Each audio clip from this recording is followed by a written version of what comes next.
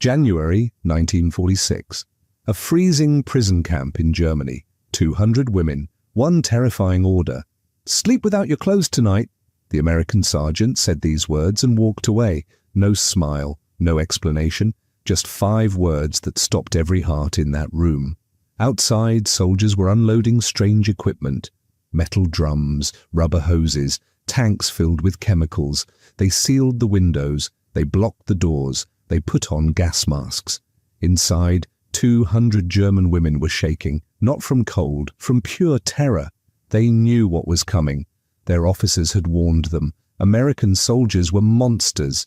They would drink alcohol, lose control, and do unspeakable things. Some women reached for hidden pills in their collars. Cyanide, a quick death, better than what they expected.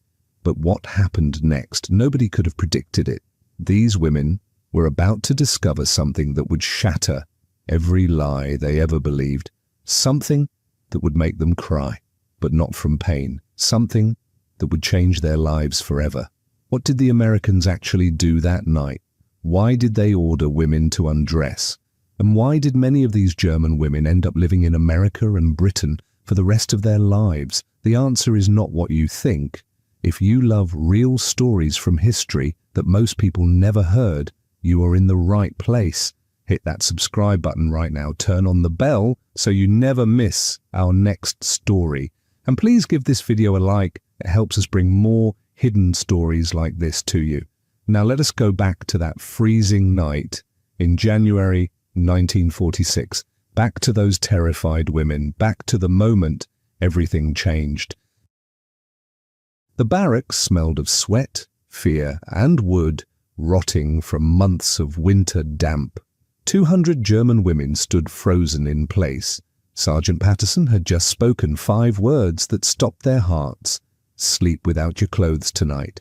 Ingrid, 25, a radio operator captured just 8 days ago, felt her legs go weak. Her mind raced back to the warnings. Her commanding officer had been clear. When the enemy gives strange orders at night, it is never kindness. It is always the beginning of something terrible. She was not alone in her fear. Every woman in that barracks had heard the same stories. American soldiers were savages. They would drink alcohol, lose control, and do unspeakable things to German women. The propaganda films had shown it.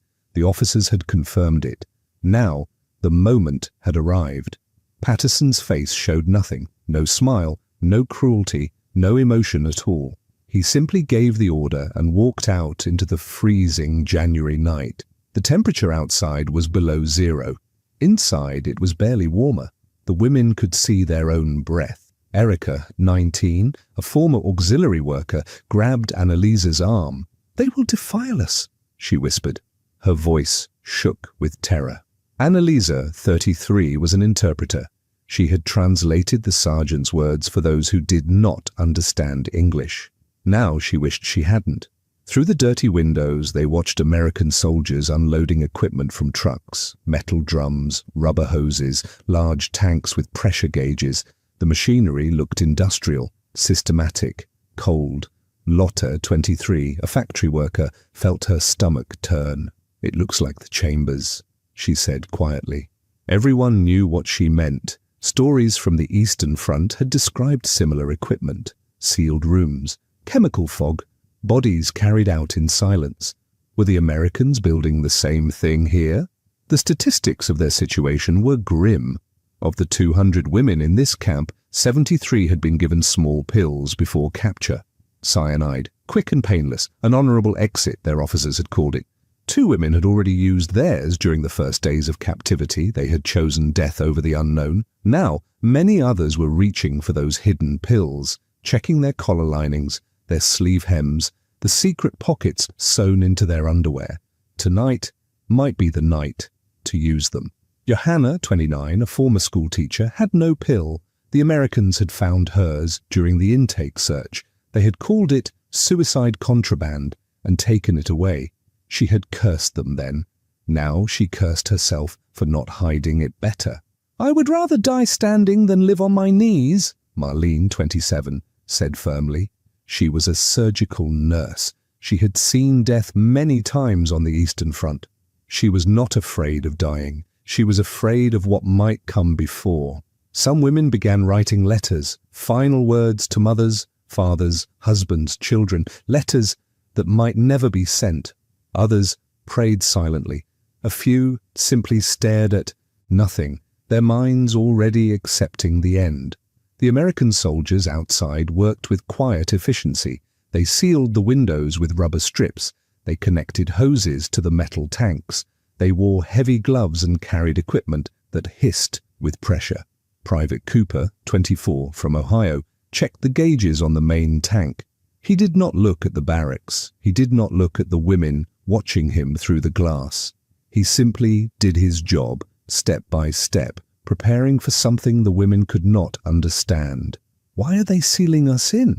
Ingrid asked no one in particular. The answer seemed obvious. Sealed room, chemical tanks, hoses, pumping something inside.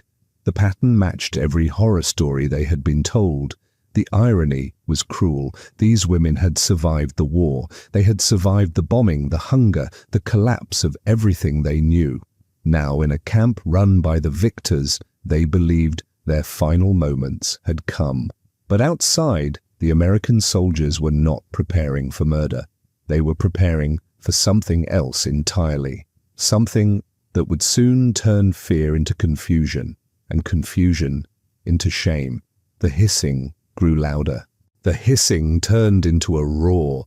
Steam began pouring through the vents, thick, white, and hot. The barracks filled with fog within minutes. The women could barely see each other. Ingrid pressed herself against the wall. Her heart pounded so hard she could hear it in her ears. This was it. The gas. The end. She reached for the small pill hidden in her collar lining. Her fingers trembled as she touched it. But then something strange happened. The steam was warm, not burning, not choking, just warm. For the first time in weeks, Ingrid felt heat spreading through her frozen body. Her muscles, tight from constant cold, began to relax against her will. "It doesn't smell like poison," Marlene whispered. Her nurse's training was kicking in. She had treated gas attack victims on the Eastern Front. She knew what chemical weapons smelled like. This was different, sharp, acidic, almost medicinal. DDT. The word floated into her mind like a memory from a medical textbook. This was insecticide, not poison gas. The Americans were fumigating the barracks. Annalisa pressed her face against the moisture-covered window. What she saw made no sense. Outside, the American soldiers were stripping off their own uniforms, their heavy coats, their shirts, their pants. Everything was being thrown into the metal drums for the same treatment. "Why would they delouse themselves?" she asked out loud. The question hung in the steamy air. Private Cooper stood shivering in his undershirt. The January wind cut through him like knives, but he kept working, feeding clothes into the drums, checking the pressure gauges, making sure the system was running properly. His lips were turning blue from the cold. Sergeant Patterson supervised everything. He too had stripped down, a man of authority, standing half-naked in freezing temperatures, destroying his own possessions to kill insects. This was not the behavior of rapists preparing for assault. Inside, Lotta began to understand. She looked down at her own uniform. She had worn it for 6 months straight, never washed, never changed. The fabric was stiff with dirt, sweat, and something else. Something alive. Then she saw them. Hundreds of them, falling from the wooden ceiling, dropping from the walls, crawling out of the seams of her clothes, dead, dying. The steam and chemicals were killing them by the thousands. The floor turned dark with tiny bodies. An entire empire of parasites was being destroyed before their eyes. "We were infested," Erica said, her voice hollow with shock. She had blamed the constant itching on nerves, the weakness on hunger, the fevers on cold. It was none of those things. It was lice, feeding on her blood, breeding in her clothes, slowly killing her. The medical reality was terrifying.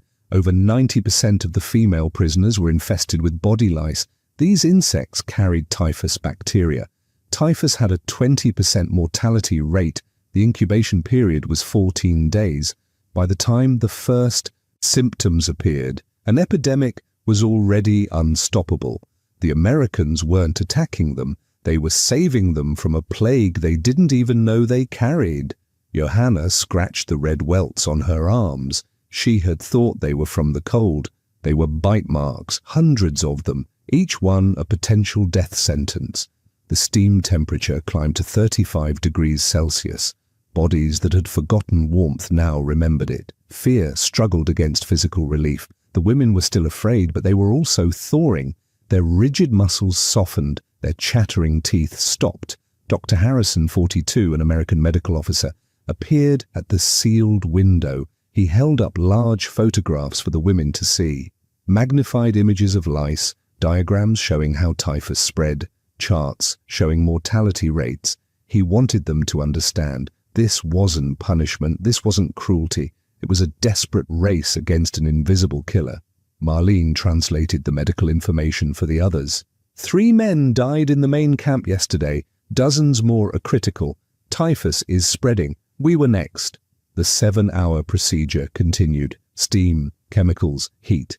The barracks became a giant oven, cooking the parasites to death. The women who expected assault now stood in confused silence, watching their own clothing kill the things that had been slowly killing them. Outside, American soldiers froze. Inside, German prisoners survived. This wasn't propaganda, this was reality, and it was only the beginning. The dead insects covered the floor like black snow. Ingrid bent down and picked one up between her fingers. A body louse, tiny, flat, harmless in appearance. But she knew better. Her medical training had taught her what this creature could do. One louse carried enough typhus bacteria to kill a healthy soldier in 14 days. The barracks had contained millions of them. Every woman in that room had been a walking incubator for an epidemic. How did we not know? Erica asked, her voice cracking. She was scratching her arms so hard that blood appeared under her fingernails. The red welts covering her skin were not from cold or nerves. They were feeding sites. Hundreds of parasites had been drinking her blood every single night. The answer was simple and terrible. They did know, not the women, but their commanders. The German Military Medical Corps had documented the lice problem for months. Reports were filed. Warnings were issued. Nothing was done. Annalisa had translated enough military documents to understand the bureaucracy of neglect. Delousing requires resources, she said bitterly. Resources were needed for the fighting men. We were support personnel, expendable. The statistics told the full story. In the final year of the war, German forces lost more personnel to typhus than to Allied bullets on the Eastern Front. The disease spread through cramped barracks, crowded trains, and understaffed hospitals. Medical supplies went to combat units. Everyone else was left to suffer. Lotta remembered the itching that had started 3 months ago.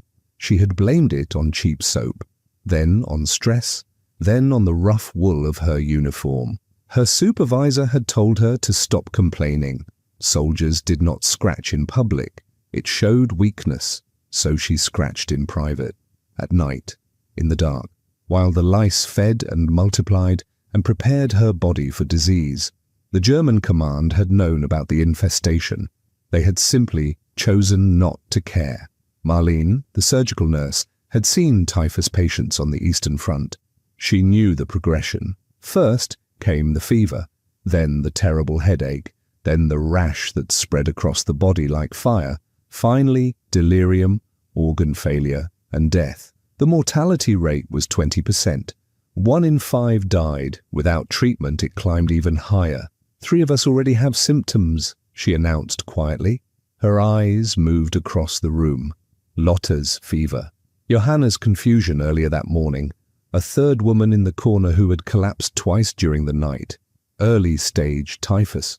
Caught just in time. The Americans had saved them with hours to spare. The irony was crushing. For months, these women had been taught that the Americans were monsters, rapists, murderers, savages without honor or discipline. The propaganda films had shown American soldiers burning villages, executing prisoners, and assaulting women. The message was clear. Death was preferable to capture. Now those same monsters stood outside in freezing temperatures, destroying their own uniforms to kill insects that were killing their enemies. The same monsters had worked through the night to stop an epidemic they did not cause. The same monsters had followed medical protocols that German command had ignored for months. Why? Johanna asked. The question echoed what everyone was thinking. Why would the enemy care more than their own side? Dr. Harrison entered the barracks as the steam cleared. He wore a fresh uniform, having destroyed his previous one in the delousing process. His medical bag was open, and he began checking vital signs immediately. Typhus does not respect borders, he explained through Annaliese's translation. If you get sick, my soldiers get sick. If an epidemic starts here, it spreads everywhere. Saving you saves us. It is that simple. Simple mathematics, practical medicine, nothing personal, but it felt personal to Ingrid. She watched the American doctor check Lotta's temperature with genuine concern. He prescribed medication from his own medical supplies. Supplies meant for American soldiers now given to German prisoners. Her own commanders had left her to die from preventable disease. Her enemy had worked through the night to keep her alive. Everything she believed was collapsing. The propaganda had prepared her for assault. It had never prepared her for kindness. Private Cooper appeared at the door. His face was pale from cold, but he carried a tray of steaming cups. Real coffee. The smell filled the barracks like a memory of peacetime. The worst is over, he said quietly. Now we rebuild your strength. Ingrid took a cup. Her hands were shaking, not from fear anymore, from something far more confusing. Gratitude. Morning light entered through the steam-cleaned windows. The barracks looked different, brighter, almost clean, but the greatest shock was waiting on each woman's cot. Fresh uniforms neatly folded, pressed and mended. Ingrid touched the fabric with trembling fingers. The cotton was soft. No lice, no bloodstains, no 6 months of dirt ground into every fibre. Someone had washed these clothes. Someone had repaired the torn seams. Someone had replaced missing buttons. Someone had spent hours caring for the clothing of their enemies. This is impossible, Erica whispered. She held up her uniform and found a small tear in the sleeve had been carefully stitched. The thread did not even match perfectly. Someone had tried their best with limited supplies. The women dressed slowly. The sensation of clean fabric against skin was almost painful. They had forgotten what it felt like. Lotta started crying when she put on underwear free of insects. Such a small thing, such a massive dignity restored. Sergeant Patterson entered the barracks with an announcement.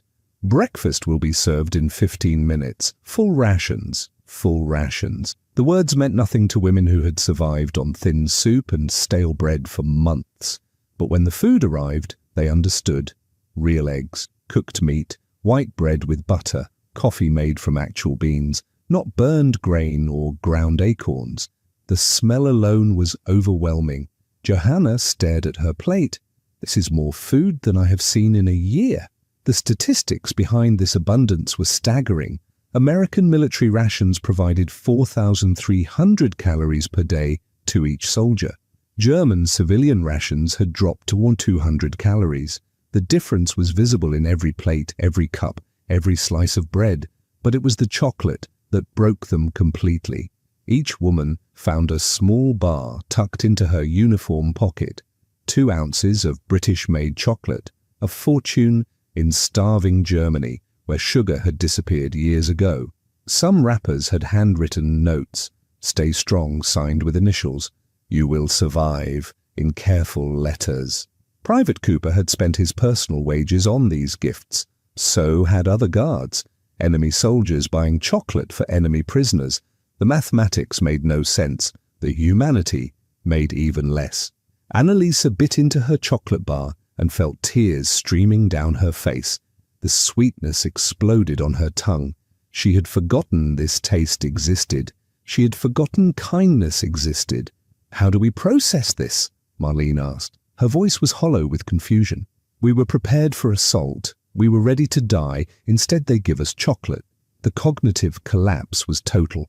Every piece of propaganda, every warning from their commanders, every terrifying story about American brutality, all of it crumbled against the simple reality of a chocolate bar and a handwritten note. Cruelty would have confirmed everything they believed. Cruelty would have been easier to understand. This kindness was devastating because it proved their entire worldview was built on lies. Ingrid watched Private Cooper serve coffee to her fellow prisoners. His hands were still red from the cold. He had frozen outside all night to save women who expected him to assault them. Now he poured their coffee like they were guests, not enemies. "Why do you do this?" she asked him directly. Cooper shrugged. "Because it is right. 4 words. No political speech, no propaganda. Just simple human decency." The Americans produced over 3 billion chocolate ration bars during the war. 3 billion. The number was incomprehensible to women who had seen their country's factories destroyed, their cities bombed, their supply lines shattered. This abundance was not just military power, it was industrial power, economic power, the power to fight a global war and still have chocolate left over for prisoners. Erica, who had carried a cyanide pill 8 days ago, now shared her chocolate with Lotta.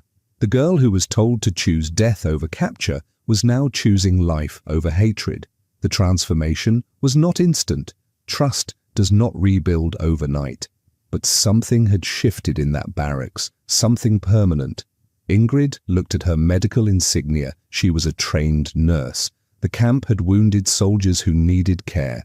American wounded, German wounded. Not enough medical staff for either. She had skills, they had need. The equation was forming in her mind. Healing knows no flag. 3 days passed. The typhus threat faded. Strength returned to bodies that had forgotten what health felt like. Ingrid made her decision. She walked to the medical tent and spoke directly to Major Cooper, the American officer in charge. "Let me help," she said, pointing to the wounded soldiers arriving on stretchers. "I am a trained nurse." Cooper studied her medical insignia. He looked at his exhausted staff. 12 nurses, 60 wounded soldiers. The mathematics were simple. He did not have enough hands. From captured German records, the Americans knew that 47 women in this camp had medical training. Surgical nurses, trauma specialists, field medics, skills desperately needed in tents, overflowing with bleeding men. "Can you work on American soldiers?" Cooper asked. Ingrid did not hesitate. "Blood is blood. Pain is pain. I took an oath to heal." Marlene volunteered immediately. 3 years on the Eastern Front had made her an expert in battlefield surgery. She had treated wounds that would make most doctors faint. Her hands were steady. Her knowledge was deep. Within 1 hour, 31 women raised their hands. They wanted to help. The debt of chocolate, the gift of survival, the humanity shown to them, all of it demanded repayment through service. Cooper hesitated. Regulations existed. Security concerns were real. Politics complicated everything. But wounded soldiers kept arriving. Young American boys bleeding on stretchers. German prisoners dying from infected wounds. Need overcame doubt. Within 1 week, all 47 medical women were working. They wore American uniforms over their own clothes. Red Cross armbands marked them as medical personnel. The contradiction was visible to everyone. German prisoners saving American lives. Ingrid's first patient was a 19-year-old American private from Ohio. Deep stomach wound, severe infection, the kind of injury she had treated hundreds of times. Her hands moved automatically, scalpel, forceps, sutures, muscle memory transcended nationality. The young soldier opened his eyes after surgery. He saw a German woman standing over him. Instead of fear, he whispered one word: "Thanks." Erica was too young for full nursing duties, but she could assist. She held instruments, comforted wounded men, and translated when German prisoners needed care. At 19, she had expected death. Now she was helping preserve life. The German nurses worked 16-hour shifts, unpaid beyond their rations, volunteers in every sense. They had something to prove, to the Americans, to themselves. to the world, watching. Then everything changed. A convoy arrived carrying 2,000 German officers captured in the final battles. Among them was a man named Vera, 38 years old, still wearing his insignia, still believing in final victory. Vera entered the medical tent and saw Ingrid treating an American soldier. His face twisted with rage. "Traitor!" he spat. The word cut through the tent like a knife. Every German woman froze. Every American guard tensed. Vera's authority, even as a prisoner, carried weight. Years of conditioning made his voice dangerous. Officers commanded, others obeyed. "After the war, we will settle accounts," Vera promised. His eyes moved across the faces of every woman working there. He was memorizing names, making lists, planning revenge. Colonel Mitchell, the American camp commander, stepped between Vera and the nurses immediately. "Geneva Convention," he stated firmly. "Male and female prisoners must be separated." Within minutes, Vera and all the 2,000 German officers were relocated to a different section. No officer was allowed near the hospital. The enforcement was absolute. The irony was sharp and bitter. American soldiers were protecting German women from German officers. The enemy was keeping them safe from their own military. Ingrid never stopped working during the confrontation. Her hands continued suturing. American blood stopped flowing. German skill healed. The oath she had taken existed before the war, before Vera, before Hitler. Hippocrates came first. Healing came first. Politics came last. Vera's threats echoed in every woman's mind. Someday the war would end. Someday they would return home. Lists would exist. Names would be remembered. But tonight, wounds needed cleaning. Lives needed saving. The future could wait. The present demanded healing. May 1945. The war ended. Germany surrendered. Repatriation began. The women who had survived typhus, propaganda, and their own expectations now faced a new enemy, their families.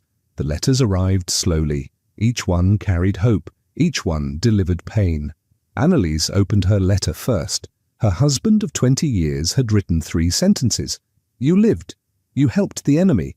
Do not return." 20 years of marriage destroyed in 3 sentences. She read it 5 times, hoping the words would change. They never did. The statistics were brutal and consistent. 34% of female prisoners were rejected by their families. Parents disowned daughters. Husbands divorced wives. Children were told their mothers died heroically in combat. The lie was easier than the truth. Erika received a letter from her mother. Better dead than dishonored. Her mother believed that survival meant shame, that helping wounded soldiers meant betrayal, that choosing life meant choosing wrong. Erika was 19 years old. She had saved countless lives. She had worked 16-hour shifts in American hospitals. She had proven that healing transcends hatred. Her mother wanted her dead instead. Ingrid's brother declared her officially dead to their neighbors. He told everyone she had fallen in the final battles. A hero's death, clean and simple. Much easier than explaining that his sister was alive, healthy, and living among the enemy. Johanna discovered her husband had remarried. He had assumed she was dead. When he learned she was alive, he did not celebrate. He called her return inconvenient. He had a new wife now, a new life. She was a ghost from a past he wanted to forget. The rejections piled up daily, letter after letter, family after family. Germany did not want its daughters back. Lieutenant Shaw, an American officer, processed immigration papers for those who had nowhere else to go. British hospitals needed nurses. American families offered sponsorship. A future existed for women their homeland had discarded. Marlene signed first. Germany offered shame. Britain offered work. The choice was simple. She left the country that rejected her for the enemy that accepted her. Erika needed a sponsor.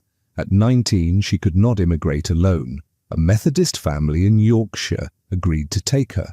They had lost their own son in the fighting. Their grief became her salvation. Strange mathematics of war. 400 women eventually immigrated to Britain and the Commonwealth. 89 found work in hospitals across the English-speaking world. Their skills, rejected by Germany, were welcomed everywhere else. Some women stayed behind. They faced the hatred. They rebuilt their lives. They proved that survival was not shameful. 20 years passed. Time softened memories. Shame transformed into understanding. Munich, Germany. Ingrid returned wearing something unexpected. British Red Cross insignia. She was 44 now, a medical advisor. She had come to teach German nurses the techniques she learned in British hospitals. The woman Germany rejected was now helping rebuild German healthcare. Private Cooper visited too. Civilian clothes, grey hair. He still brought chocolate, English chocolate bars. 20 years later, the same gesture, the same kindness. Humanity does not expire. The hospital ward held former officers who had once called these women traitors. Now those officers were patients. Cancer, heart disease, the slow collapse of aging bodies. They received care from the same women they had condemned. Vera lay in a hospital bed, dying from cancer. His skeleton hands reached toward Ingrid. "Forgive me," he whispered. The man who had threatened revenge now begged for mercy. Ingrid checked his charts. Professional, thorough.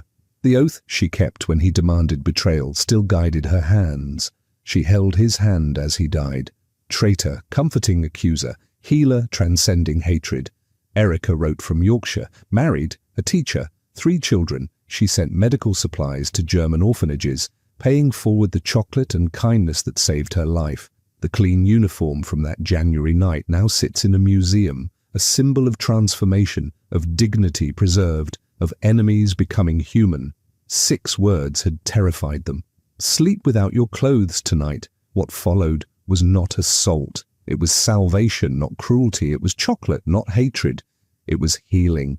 Proof that humanity survives even humanity's worst demands. This story began with terror and ended with transformation.